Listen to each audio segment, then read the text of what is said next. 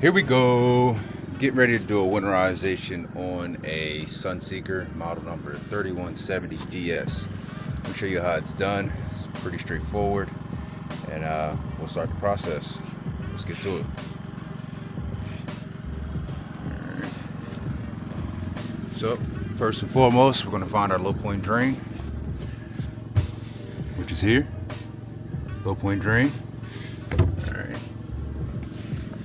After we access our low point drain, we are now going to go to each faucet. Open up, hot, cold. Want to drain everything out of the system, everything. Go here to the bathroom, same exact thing, hot, cold. Alright, same thing with the shower faucet. Alright, toilet, same exact thing. Alright,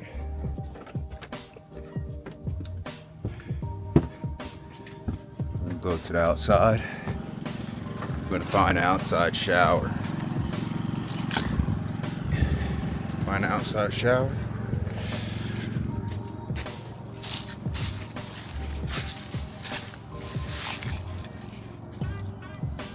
Open that up.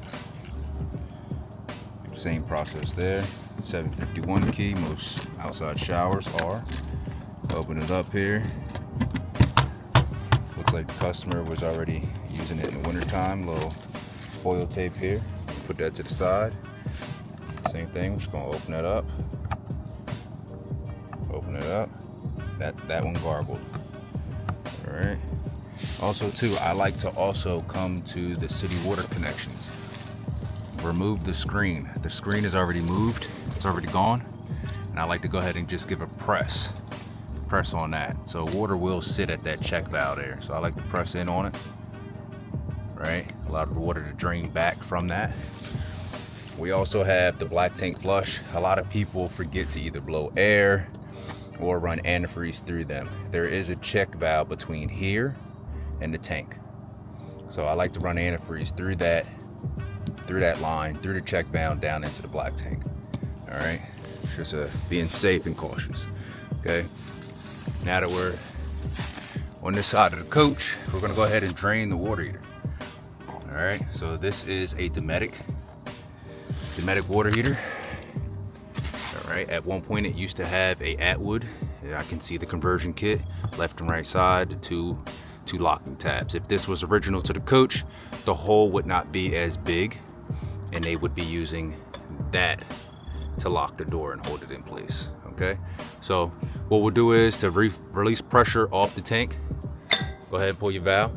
Right, you could also crack a hot line that will take pressure off the tank as well. I like to come to the blow off valve just to, be sure. After that, go ahead and get your wrench, your socket on there. You're gonna go ahead and just unthread it.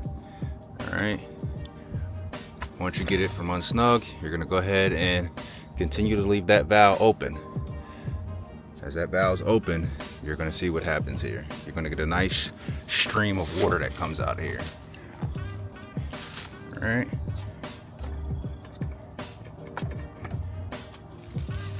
looks like there wasn't much water in it to begin with, but that's what you're gonna get. Okay, so now that we have that flowing, we're gonna go ahead and leave that open for a second until it stops draining. Now we'll continue on.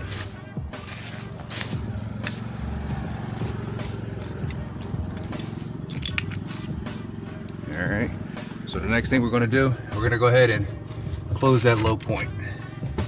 We're gonna close that low point here. All right, go ahead, take this water canister off. Looks like it was already somewhat broke free. We're gonna unthread.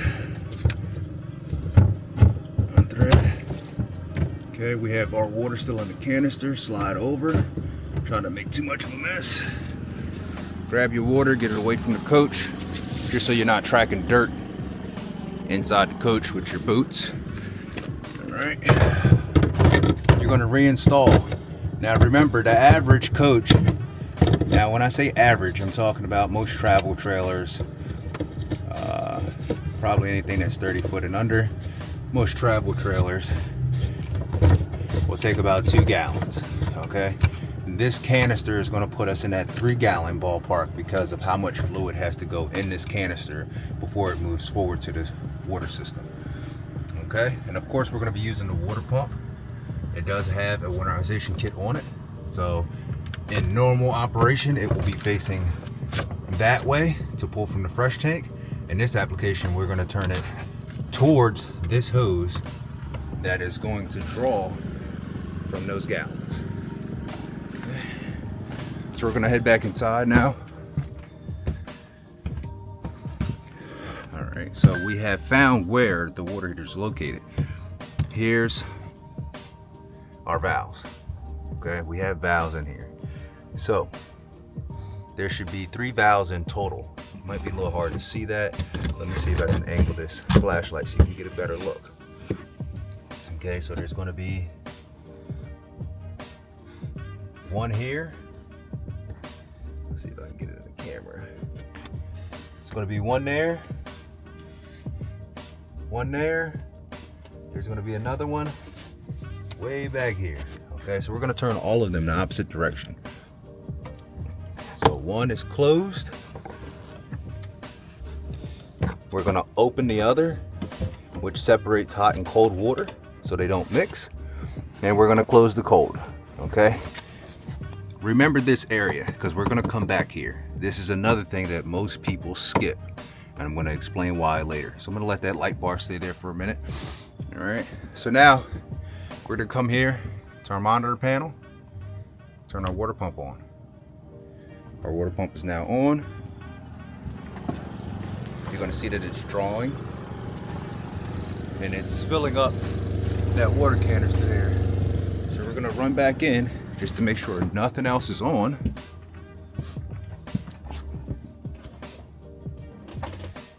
Okay, so nothing is on as of right now. Okay, so what I like to do is, now that that gallon is halfway drawn, I go ahead and take this hose out and I switch it to my back gallon, which is now, it's full. Okay, so I should be able to winterize this coach from that. This is what filled up the system, a little over half a gallon. Okay, so now I'm going to move forward with a fresh gallon. Okay, so we'll do the inside and then we'll go and do the outside. So let's start with the toilet valve, which is going to be the toilet itself. Okay, and flush.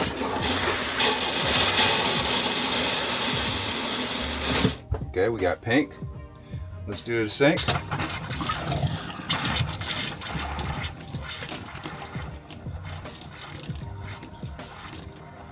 Okay, I have pink. Let's do the cold side. All right, shower head is up above. I like to take them down, bring them down as far as I can, right? And now at this point, I'm going to go ahead and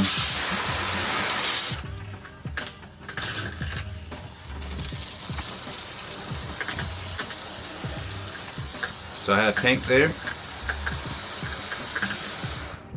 Now I'm going to do the hot. There's some water, and there's my pink. I like to continue to let the shower head dangle down. If it's up top, it just starts splattering all over the place. If it's dangling down, it's going to fall, as you can see, straight into the pan. Okay, it's not splattering anywhere else. It's just right in the pan. Okay, so the bathroom is now completely done. We're going to move forward to the kitchen. Let's do the hot side first. Hot. We're going to do the cold. All right. So, remember the water heater, right?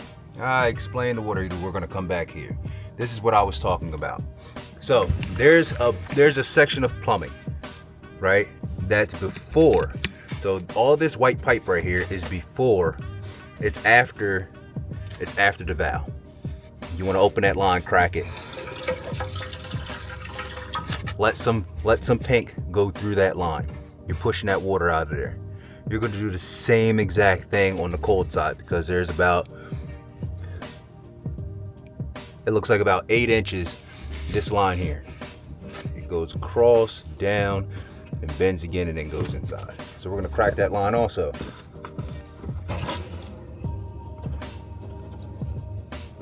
All right, now we are officially done in this compartment, because you don't want any water that is sitting in this section to freeze and then crack.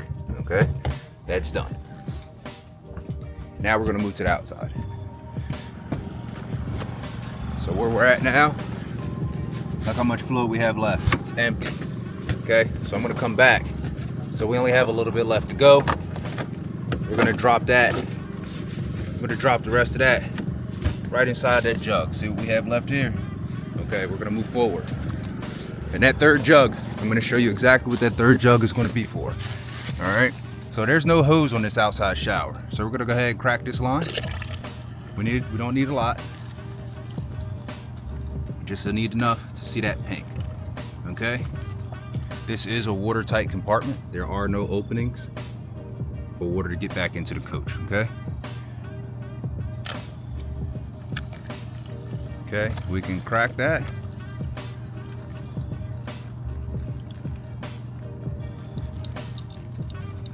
And there's your pink. Okay, outside shower has been winterized. Now, remember I spoke about the city water connection. I'm going to stand off to the side. We're going to watch some of this come out. See, there's still water there. And there's pink. There's your pink. All right. Always important to come back to it and check it. Okay. So now here's my little setup here in reference to the black tank flush. I have it hooked up to a jump pack, pump and antifreeze. We're going to head just turn that on slightly. We want to hear this thing pressurize and send antifreeze in there. Okay, and I'm happy with that. Okay. So now your black tank flush also has been winterized. All right, let's go ahead and close up the water heater door now. We're gonna flip that valve back down. As you can see, some antifreeze is dripping out of the tank, which is fine. We're gonna close her back up. Lock tabs. Job well done. Put back in like so. All right, and then after it's all said and done, we just come back and lock everything up.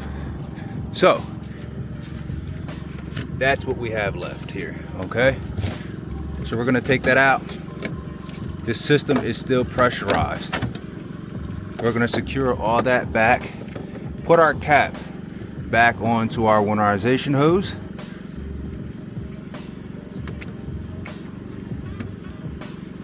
A little hard to do with one hand, but we'll get it done. All right.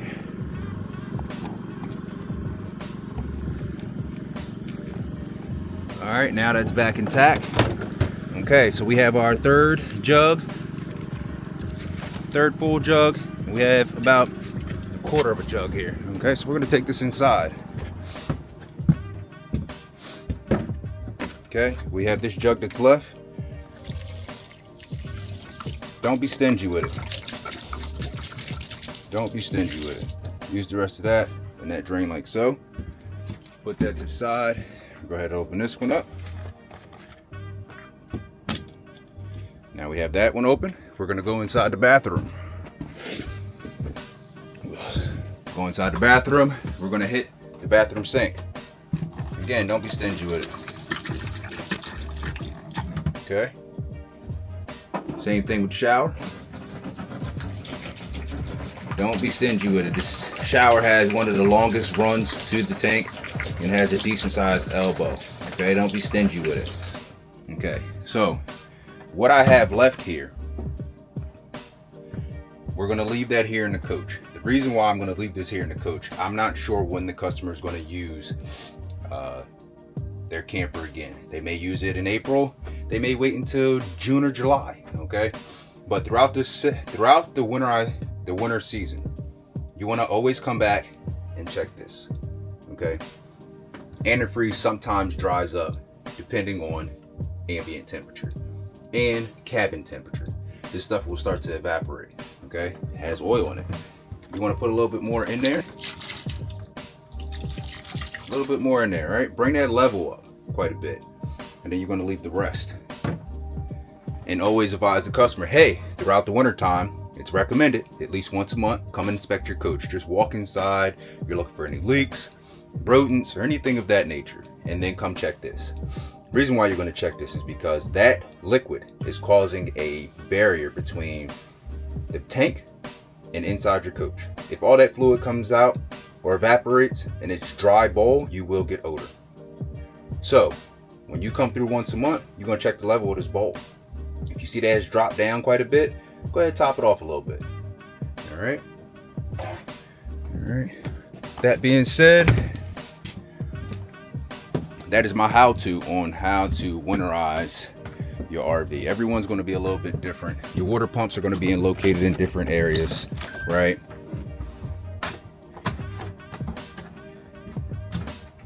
Your water heater bypasses are going to look slightly different depending on the year. Some of them don't have 3 valves anymore. Some of them just have 2. Some have 3. Some are in pass-through storages. Some are under the sink.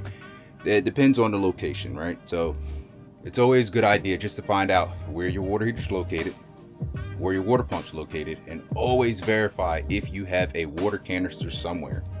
That water canister that holds the filter is known to be forgotten, and that is the first thing to crack. That's great. If that cracks, it's just plastic. Go on Amazon, buy one for 20-30 bucks. You're good to go. 9 times out of 10, all the fluid usually runs back down towards that open void, which would be a crack housing. It's cool. But to prevent all that unnecessary damage, time, and money, verify where the canister is located, verify how to get to your bypass valve in the water heater, and find out where your water pump's located.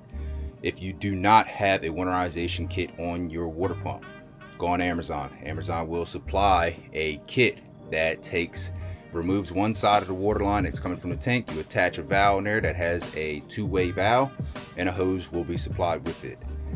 Go ahead and do it if your coach does not have a winterization kit on it. Also too, you'll see in a lot of older manuals from Forest River and different brands, they tell you to put antifreeze into your tank, meaning fresh tank. Waste of money. You have to put 6 gallons, 8 gallons in it just to start pumping fluid out of it. Fresh tanks usually have a valve. Those people that are from like 2008 and back, maybe 2010 and back, they used to put plywood underneath the tank so it can stay flat and create no valve, right? You might be okay, but highly recommend just get the bypass kit and be done with it. Do it smarter, not harder. With that being said, I'll catch you guys later.